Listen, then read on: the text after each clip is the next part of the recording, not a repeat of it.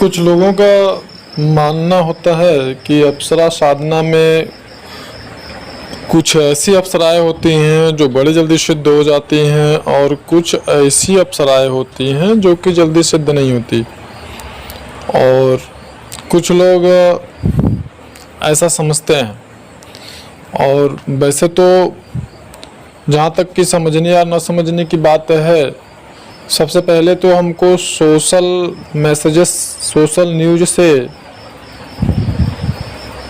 सतर्क और सावधान रहना चाहिए, क्योंकि सोशल प्लेटफॉर्म से ही सभी प्रकार की उल्टी सीधी और भ्रम फैलाने वाली जानकारियाँ हमारे माइंड में स्टोर हो जाती हैं, हमारे दिमाग में वो भर जाती हैं और फिर उसी के अनुसार हम प्रयास करने लगते हैं और फिर बाद में हम असफल हो जाते हैं। तो इसलिए इसके लिए सबसे ज़्यादा सावधान रहना है कि किससे किसी भी विषय में जो संबंधित जानकारी हम एकत्रित कर रहे हैं, इकट्ठा कर रहे हैं, वह कितना प्रामाणिक है, इस बात का विशेष ध्यान रखें।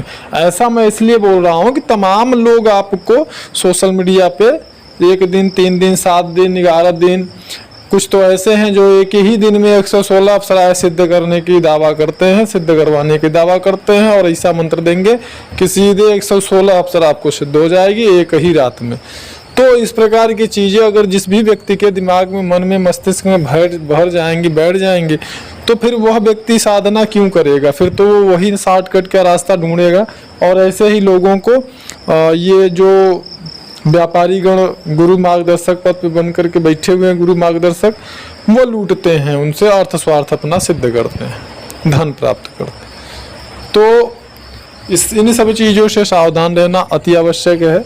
और जहाँ तक कि सवाल है कि कोई अप्सराएं जल्दी सिद्ध हो जाती हैं, कोई अप्सराएं बाद में सिद्ध होती हैं, तो ऐसा बिल्कुल नहीं है। हमारे कर्मों के अनुसार किसी भी साधना में हमको सिद्धता, सफलता, असफलता प्राप्त होती है और हमारे गुरु या मार्गदर्शक की कृपा के अनुसार। अगर हमारा गुरु या मार्गदर्शक अत्यंत शक्तिशाली है, सामर्थ्यशाली है, उसने साधना किया हुआ है, तो निश्चित तौर पे अगर उसके मार्गदर्शन में, उसके सानिध्य में हम साधना करते हैं पूर्ण समर्पण भाव से, तो हमें साधना में सफलता हमारे कर्मों के बावजूद, कर्मों के अवरोधों के बावजूद जल्दी प्राप्त हो जाती है। कर्म को तो साधना काल में भोगना ही होता है, लेकिन अगर गुरु की कृपा होती है तो हो जाता है, आपको थोड़ा जल्दी हो जाता है, सफलता आपको जल्दी प्राप्त हो जाती है। तो यहाँ पर आप ये नहीं कह सकते हैं कि आप जो है नाभि दर्शना या फिर मेनका, रंभा, तिलोत्तमा इत्यादि जो अप्सराएं हैं उनकी जल्दी आपको सिद्धि हो जाएगी। और मान लीजिए देवी उर्वशी की सिद्धि, जो कि अप्सराओं की रानी कही जाती हैं, इनकी सिद्धि आपको लेट में प्राप्त होगी। ऐसा मैं जानकारी इसलिए डाला, तमाम साधक ऐसे हमारे पास फ़ोन करते हैं, साधिकाएँ हैं, जिनका कहना होता है कि गुरुदेव क्या मतलब ये उर्वशी देवी की जो अप्सराओं की रानी है, तो क्या इनकी साधना देर में सिद्ध होती है, थोड़ा सा ज़्यादा समय लगता है, या इनकी साधना बड़ी कठिन होती है? तो ऐसा इसीलिए मैं ये बता रहा हूँ कि ऐसा बिल्कुल नहीं है। और अगर आप ऐसा सोचते हैं तो गलत सोचते हैं। इनकी साधना भी वैसे ही सरल है, सुगम है, सुलभ है, सहज है, जैसे कि अन्य अप्सराओं की साधना सुलभ है।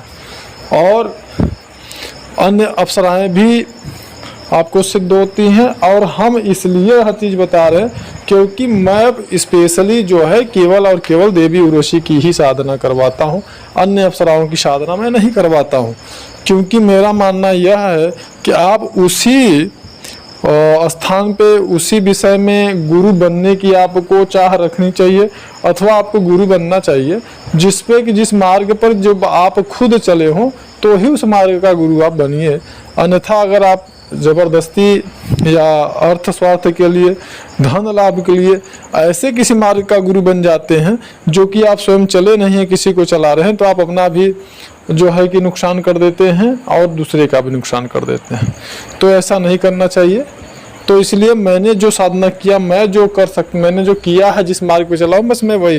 तो मैंने जब स्वयं देवी उर्वशी की साधना की है, इसलिए मैं लोगों को बोलता हूँ कि भाई मैं अन्य अप्सराओं की साधना नहीं करवाता हूँ, मैं केवल और केवल देवी उर्वशी की ही साधना करवाता हूँ। तो इससे लोगों को थोड़ा सा यह प्रश्न आता है कि अगर ये उर्वशी देवी अप्सराओं की रानी है तो फिर ये इतना जल्दी सिद्ध तो होंगी नहीं जितना जल्दी कि अन्य अप्सरा सिद्ध हो जाएंगी, जबकि ऐसा बिल्कुल नहीं है। कारण क्या है, अन्य अप्सराएं जो हैं और देवी उर्वशी जो है, सभी अप्सराएं, सभी ये सब जो हैं, ये सभी अग्नि तत्व से संबंधित शक्तियां हैं। तो जब अन्य अप्सराएं भी अग्नि तत्व से संबंधित शक्तियां हैं, देवी उर्वशी भी अग्नि तत्व से संबंधित शक्ति हैं, तो फिर यह संभव कैसे हो सकता है कि अन्य अप्सराएं जल्दी सिद्ध हो जाए और ये देर में सिद्ध हो? सभी तो एक ही है, बस डिफरेंट इतना है कि इनके पास, इनको जो है विशेषताएं प्राप्त हैं। कारण क्या है कि इनको भगवान नारायण ने जब नर नारायण के रूप में धरती पे वो अवतरित हुए थे, उस समय जब इंद्र जी ने अपनी अप्सराओं को उनका जो है तपस्या भंग करने के लिए भेजा था, तो उन्होंने देवी उर्वशी को अपने जंघा के उर्भाग को चीर करके जो है और वहां से प्रकट किया था, और इसीलिए इनका नाम भी उर्वशी है। और जो है इनके नाम का शाब्दिक अर्थ अगर निकालेंगे तो यह भी हो सकता है कि उर्वशी यानी उर में वास करने वाली।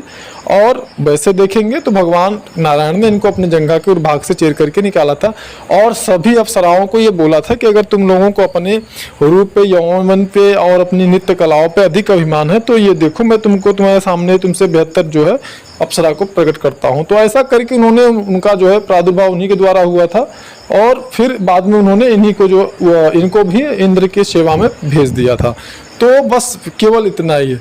और अगर आपको लगता है कि नहीं, हाँ, इनकी विशेषता यह भी है कि जो चीज़ आप अन्य अप्सराओं से, अलग अलग अप्सराओं से जिस चीज़ की उम्मीद कर सकते हैं, वह सारी चीज़ें केवल और केवल देवी उर्वशी के द्वारा ही आपको प्राप्त होने की संभावना बनती है, क्योंकि सर्वगुण संपन्न है। सभी अप्सराएं मिलकर जो कर सकती हैं वह देवी उर्वशी अकेले ही कर सकती है।